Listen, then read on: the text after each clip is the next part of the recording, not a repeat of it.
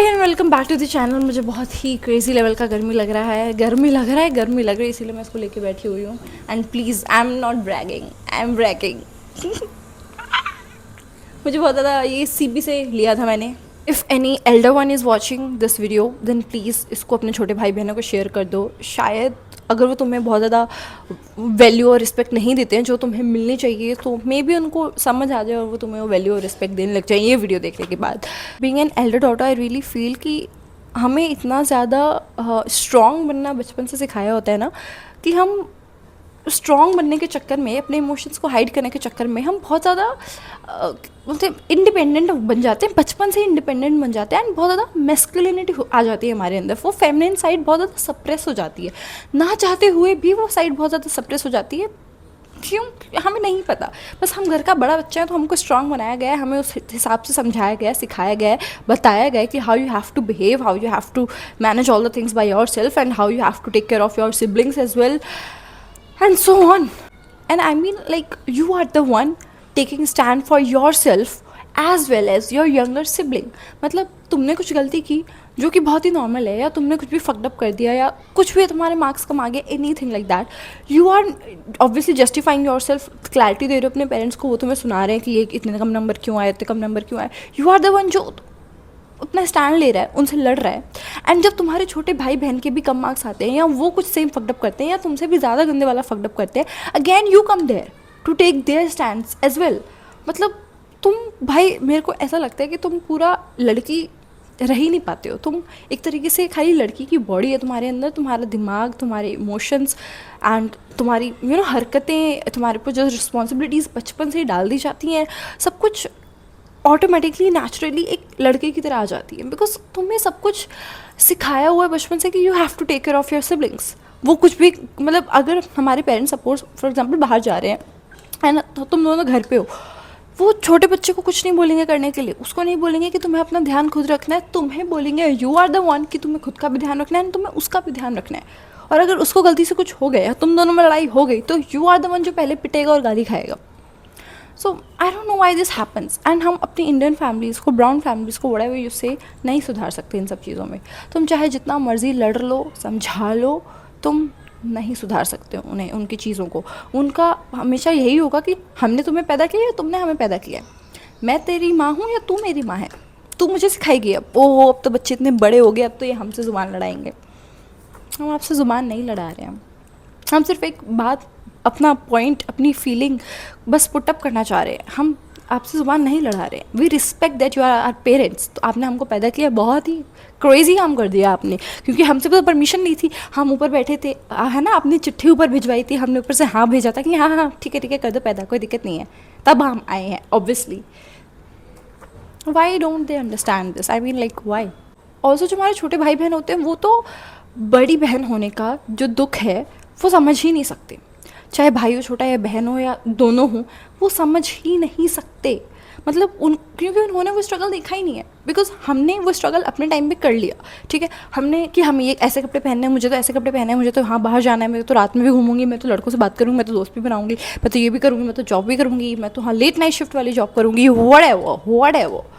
हमने वो सारी चीज़ें लड़ के स्ट्रगल करके अपने पेरेंट्स से छीन ली। अपना हम जो डिज़र्व करते थे हमने वो ले लिया।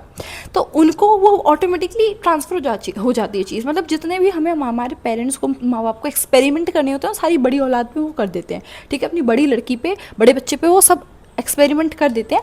अब एक्सपेरिमेंट करके रिजल्ट्स जो आए हैं उसके हिसाब से बच्चे छोटे वाले पे भी ट्रांसफ़र कर देते हैं। अब उनके तो मज़े हैं, उन्हें उस चीज़ की रिस्पेक्ट होगी नहीं। हमारे स्ट्रगल की, आई मीन हमारी वो रिस्पेक्ट करते भी हमारे छोटे भाई बहन, बट वो हमारे स्ट्रगल का रिस्पेक्ट कभी कर ही नहीं सकते। उनको ऐसा लगता है इसमें कौन सी बड़ी बात है, इट्स वेरी चिल पिल। अरे भैया, आपको बहुत ही चिल पिल तरीके से मिल गया, आपको खैरात में मिल गया है वो सब कुछ, जिसके लिए हमने इतनी गालियाँ खाई हैं, मार खाई हैं, थपेड़े खाए हैं। ये छोटी औलादें खुश हो रही होती हैं कि ओहो, बड़ी वाली दीदी ने तो लव मैरिज कर रही है, लव मैरिज के लिए 2 साल मनाया है दीदी ने, वो नहीं देखा आपने बेटा। अब वो तो खुश है क्योंकि उनके तो दरवाजे खुल गए, दीदी लव मैरिज कर रही है, अब तो मैं भी कर लूँगी, कोई टेंशन इच नहीं है। मतलब it's cute also, but it's also कि they should respect our struggle, कि हमने भैया कितनी क्या क्या चीज़ों से पीड़ित हुए हैं हम, तब हम उस लेवल तक पहुँचे हैं। और ऊपर से हमारे लिए भाई इतनी ज़्यादा हाई एक्सपेक्टेशंस सेट की जाती हैं कि तुम अपने छोटे भाई बहन का भी ध्यान रखना है, तुम्हें घर भी संभालना है, तुम रो भी नहीं सकती हो, और तुम्हें हमें प्राउड भी फील कराना है, तुम्हें बहुत अच्छे नंबर्स लाने हैं, बहुत अच्छी नौकरी मिलनी है, बहुत अच्छे घर में शादी करनी है, तुम्हें तो लव मैरिज भी अलाउड नहीं है, तुम्हें हमारे हिसाब से डिसीजंस लेने हैं, सब कुछ इनके हिसाब से चाहिए इन्हें, सब कुछ। एक कदम भी हम लें, राइट कदम रखना है कि लेफ्ट कदम रखना है, वो भी इनसे पूछ कर लें पहले कि आप बता दीजिए कौन सा कदम चलें, तब हम रखेंगे उस कदम को। मतलब हमारा चाहे कितना मर्जी डाउनफॉल आ जाए, हमें वही दिखाना है कि हम तो बहुत स्ट्रांग है, हमें तो कुछ हुआ ही नहीं है। And this is also the reason कि जब बड़ी बेटियाँ रिलेशनशिप्स में आती हैं तो वो बहुत ज़्यादा एक्सपेक्टेशंस नहीं रख पाती, स्पेशली इनिशियली। मतलब if you are dating somebody, और या तुम्हारा कोई बॉयफ्रेंड हो और समथिंग लाइक दैट, तुम I know you just can't say it, but I will say it for you कि यू आर द वन जो बहुत ज़्यादा मैस्कुलिन होगा रिलेशनशिप में, ठीक है। Maybe your boyfriend might be the greenest flag ever to exist, but still तुम उसको वो चीज़ें करने नहीं दोगी। यू विल बी लाइक नहीं नहीं, आई can pay for my self, because बचपन से तुम्हें वही सिखाया है, बचपन से तुमने वही सीखा है। अपने छोटे भाई बहन को कहीं तुम घुमाने लेके जा रही हो, ठीक है, उनको कैफ़े पे लेके जा रही हो, वो तुमसे आके पैसे मांग रहे हो, you have always given that. तुमने ही हमेशा मैस्कुलिनिटी वाली सारी चीज़ें करी हैं, तो ऑटोमेटिकली रिलेशनशिप में भी तुम वही सारी चीज़ें करती हो, ना चाहते हुए भी तुम करोगी ही करोगी। एंड उस वाले स्टेज तक पहुँचना कि जब तुम एक बच्चा बन सकती हो literally, and you can expect things from the other person कि हाँ अब मैं उतनी ज़्यादा कंफर्टेबल हो गई हूँ, उतना मेरे को समझ में आने लगा है कि अब मैं उससे एक्सपेक्ट करूँ कि अब तू मेरे लिए कर। स्टार्टिंग में ये सारी चीज़ें नहीं होंगी, एंड आई नो तुम्हें उसके ऊपर थोड़ा बहुत भी डिपेंडेंट बनने के लिए या थोड़ा सा भी प्रिंसेस ट्रीटमेंट अगर वो देना चाहे, उसके लिए बहुत ज़्यादा तुम्हें मेहनत करनी पड़ेगी। उससे ज़्यादा तो तुम्हें खुद पे मेहनत करनी पड़ेगी कि हाँ मैं नॉर्मल फील करूँ, अपनी फेमिनिन एनर्जी में वापस आ जाऊँ। और अगर कोई एक लड़का एक घर की बड़ी लड़की को अपनी मैस्कुलिन साइड से फेमिनिन साइड पे ले आए, oh my god, huge respect for you brother, because हम बड़ी बेटियाँ, हमें इतना ज़्यादा रिस्पॉन्सिबिलिटीज़ की आदत होती है, इतना ज़्यादा हर चीज़ खुद करने की आदत है कि मैं खुद कर लूँगी, I can do it for myself, I can open doors for myself, I can pay for myself, I can take care of myself, everything I can do by myself. हमें उस चीज़ की इतनी आदत गंदी वाली पड़ी होती है ना कि हमें अच्छा नहीं लगेगा। पता है, कोई लड़का अगर हम डेट पे गए हैं, वो भाई हमारे लिए 50-100 रुपये अगर वो पे कर रहा है, हमें अच्छा नहीं लगेगा। वील बी लाइक या either I am gonna pay all the money और वी आर गोना स्प्लिट। मतलब तुम्हें वो पे नहीं करने देगी, हम करने ही नहीं दे सकते। हम इतना गंदा लगेगा ना, ऐसा लगेगा कि भैया हम गोल्ड डिगर बन चुके हैं, हमने उसका पैसा खा लिया लूट के, अब उसको वापस करना है वो पैसा, तो हम नहीं कर सकते उस चीज़ को। हमें वो उधारी जैसा फील होगा कि अगर करने भी दिया ना तो कि चलो ठीक है तू ही कर ले, तुम नहीं मान रहे सामने वाला लड़का, तो हमें बहुत ज़्यादा गंदा लगता रहेगा भाई, बहुत नेक्स्ट लेवल का। And let me tell you, हम उसको पे बैक कर ही देंगे। वील बी लाइक सेकंड, अगर डेट पे गए हैं तो चलो अब मैं पे कर देती हूँ, लास्ट टाइम आपने पे किया था ना, प्लीज़ लेट मी पे दिस टाइम। तो वो वाला नेचर हमारे अंदर ऑटोमेटिकली नेचुरली बिल्डअप है। कोई भी अगर हमारे लिए कुछ भी प्रोवाइड करने की कोशिश करता है ना, कोई भी लड़का स्पेसिफिकली, बहुत ज़्यादा अजीब सा फील नहीं होता, मतलब कि यार क्यों कर रहा है तू ये सब, रहने देना, मत कर, मैं कर लूँगी खुद से, मैं खुद के लिए पे कर सकती हूँ। बहुत ही गंदा भी फील होता है कि यार ब्रो प्लीज़ मत कर। और फेक भी लगता है, अगर तुमने नोटिस किया हो तो, मतलब आई don't know why but fake लगता है बस। अगर कोई बोलेगा कि यार I am gonna pay actually या भाई, बहुत फेक लगता है। वो कोई आप रास्ते में जा रहे हो, एकदम से सडनली रोक के फूल तोड़ के आपके लिए ला के दे दे, and instead of feeling happy and proud that you have found a good guy, a green flag guy, you feel like ये कुछ धोखा तो नहीं देगा, ये जानबूझ के तो नहीं कर रहा, ये एक्ट तो नहीं कर रहा कि मैं इसके जाल में फंस जाऊँ और फिर ये बाद में मुझे छोड़ देगा। मतलब हमें अपनी फीलिंग्स को बहुत ज़्यादा प्रोटेक्ट करने की आदत हो जाती है, आई don't know for what reason. हमने वो एक बाउंड्री सेट कर ली है, एक अपने फीलिंग्स के आगे एक वो वॉल प्रोटेक्शन की लगा ली है कि भैया कोई भी हमारे दिल के अंदर ना घुस पाए, कोई भी हमारे फ़ायदा ना उठा पाए। आई don't know why this happens but it is what it is like. और स्पेशली हम किसी लड़के को तो पहली बार डेट करने का सोच भी नहीं सकते होते हैं, बिकॉज सारे घर का, पूरी खानदान का इज़्ज़त का ठेका तो हमने उठा रखा है जी। हमारे सर पे इतनी बड़ी टोकरी रखी हुई है इज़्ज़त की, हमें संभालनी है इज़्ज़त। छोटे भाई बहन उनको क्या करना है इज़्ज़त संभाल के, हमें इज़्ज़त संभालनी है।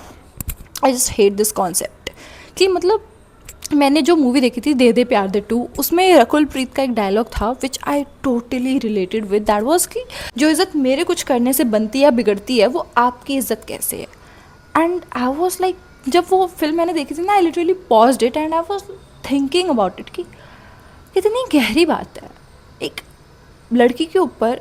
And I am not saying कि सिर्फ बड़ी लड़की, छोटी लड़की भी हो सकती है बट बहुत ही कम केसेस में होता है कि बीइंग एन एल्डर डॉटर हमारे सर पे ही वो टोकरा क्यों है कि इज़्ज़त का ठेका हमने ही पूरा उठा रखा है. आपकी इज़्ज़त है, आपकी बनाई हुई इज़्ज़त है, मेरा उससे क्या लेना देना. मतलब हम दोनों की लाइफ अलग है ना. आपकी लाइफ अलग है, आप ऑलमोस्ट जी चुके हो, हाफ अपनी लाइफ जी चुके हो एंड मैंने 1/4 जिया है. आपकी लाइफ अलग है, मेरी लाइफ अलग है. मैं कुछ भी करूँ उससे आपकी लाइफ पे लोग आपको किस नज़रिए से देखते हैं उससे क्यों इम्पैक्ट पड़ता है, मुझे ये जानना है. मतलब क्या क्यों फ़र्क पड़ता है भाई. घंटा फ़र्क नहीं पड़ना चाहिए ना. मैं कुछ भी कर रही हूँ भाई, मेरी लाइफ है. मैं फक्ड अप भी कर रही हूँ, मेरी लाइफ है. Let me do it and learn from it. और हम अपनी फीलिंग्स को इतना ज़्यादा सप्रेस कर देते हैं, अपनी फेमिनिन साइड को इतना ज़्यादा सप्रेस कर देते हैं ना कि अगर हमें कोई कल को कुछ एक्सप्रेस करना हो तो हम कर ही नहीं सकते. हम ना अपनी फैमिली से एक्सप्रेस उतना कर पाते हैं, लेकिन 100% एक्सप्रेस नहीं कर सकते. हम हो सकता है 30-40% फिर भी कुछ बता दें जो हमें लगता है कि हम ये बता सकते हैं एंड हमें यहाँ से सामने से सही रिस्पॉन्स आएगा. बिकॉज हम शेयर भी वही चीज़ें करते हैं ना पेरेंट्स से जहाँ हमें लगता है कि यहाँ पे वो पॉजिटिव रिस्पॉन्स आने के चांसेस हैं. अगर हमें कुछ भी लगता है कि मैंने अपनी लाइफ में कुछ भी भटूरा छोला कर दिया है और अगर मैं अपने मम्मी पापा को जाके बताऊँगी और उधर से मुझे गालियाँ या लात जूते ही पड़ने वाले हैं, चप्पल ही पड़ेगी, तो मैं वो बात जाके नहीं बताऊँगी. जिसकी वजह से हम अपने रिलेशनशिप में भी अपना 100% नहीं दे पाते हैं. बिकॉज हमें वहाँ भी डर है, अपने दोस्तों के साथ भी, बेस्ट फ्रेंड्स के साथ भी 100% चीज़ें शेयर करने में डर है. This is also one of the reasons कि boys usually don't like to date the elder daughter. Because उनको होता है कि ये तो पूरा ही मम्मी टाइप वाला बिहेव करेगी, ये वो. यार हम मम्मी टाइप वाला बिहेव नहीं कर रहे हैं. We are just brought up like that. They cannot understand elder daughters because what we have been through, we had to fight for every single thing. I hope you didn't cry watching this because अगर किसी बड़ी बेटी ने specifically देखा होगा तो तुम्हें पक्का बहुत ज़्यादा रिलेटेबल लगा होगा, रोने का मन किया होगा या रो भी चुके हो शायद अब तक. But please do not cry. And therefore you I am proud of you. ठीक है, आई नो ये सारी चीज़ें होती हैं and you will come over all of this. So relax. And don't forget to subscribe, please.